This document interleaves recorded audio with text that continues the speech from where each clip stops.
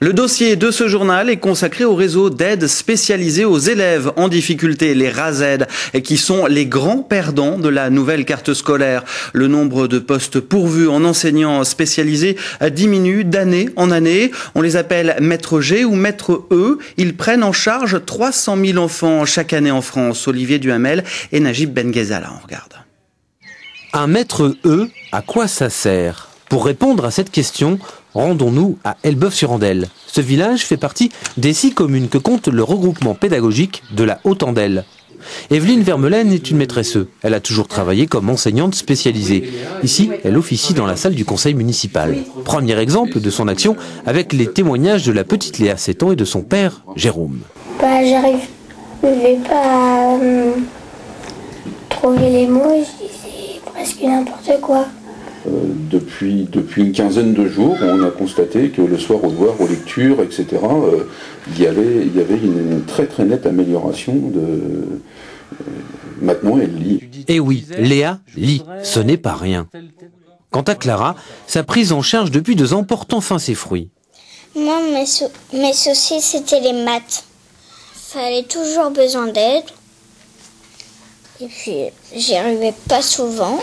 Je pense aussi qu'elle avait des difficultés d'organisation dans l'espace, parce que par exemple, pour mettre les nombres en ordre, dans l'ordre croissant, dans l'ordre décroissant, j'ai travaillé uniquement avec des petits cartons à mettre en ordre. D'abord 3 petits cartons, puis après 4 petits cartons. Ces enfants-là ont besoin d'approcher les concepts mathématiques autrement qu'avec un papier, un crayon, un fichier.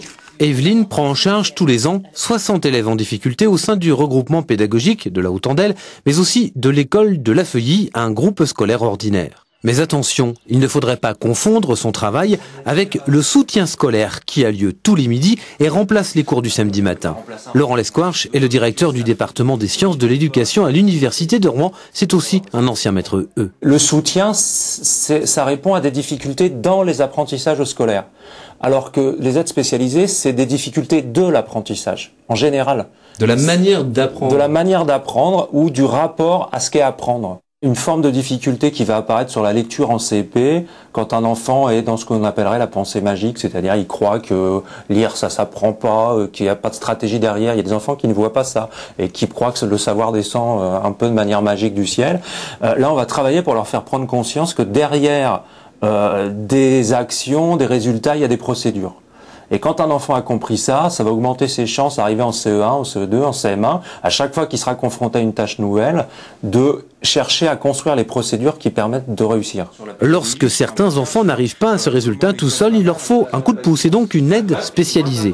Seulement voilà, les postes de ces enseignants un peu particuliers semblent les premiers touchés par les suppressions. En Seine-Maritime, plus d'une 50aine de postes sur les 214 actuels disparaîtront à la rentrée prochaine. Les syndicalistes sont furieux. Il y a 2 ans, on s'est battu pour maintenir les réseaux alors que le gouvernement voulait les faire disparaître.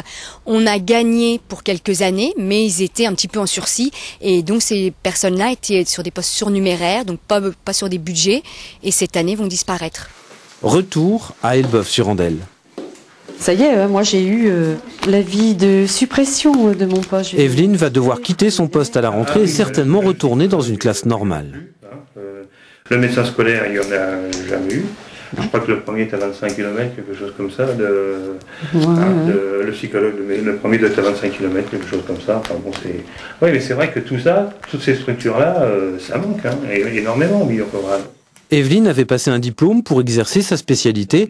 Elle l'a rappelé à sa hiérarchie qui ne lui avait pas répondu au moment de notre tournage.